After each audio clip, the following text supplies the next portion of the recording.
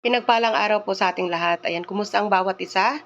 Narito naman po ako upang ibahagi ang salita ng Diyos at paalalahanan ang bawat isa sa atin. Gusto ko ibahagi ang salita ng Panginoon mula sa Jeremiah or Jeremias 32 verse 17.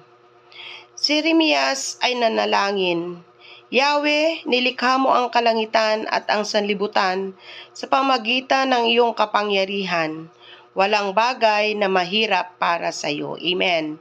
Ayan, so narinig po natin ang salita ng Panginoon na kung paano pinanghawakan ng mga lingkod ng ating Panginoon, lalo na si Propeta Jeremias, na sabi niya, Yahweh, walang mahirap sa iyo. So, lahat ng bagay, mga kapatid, sa bawat isa sa atin ay nandyan ang Panginoon.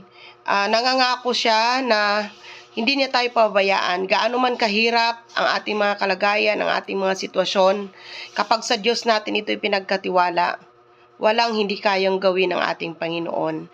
Ang dapat lamang po natin gawin ay magtiwala at sumangguni, lumapit, tumawag sa ating Panginoon. Dahil kung ang lahat ng bagay ay nilikha ng Diyos ayon sa kanyang kapangyarihan, ang buhay mo, ang kalagayan mo, kaya kang solusyonan, kaya kang tulungan ng Panginoon ayon sa kanyang kapangyarihan. Amen? So panghawakan po natin ang salita ng Diyos. Let us pray.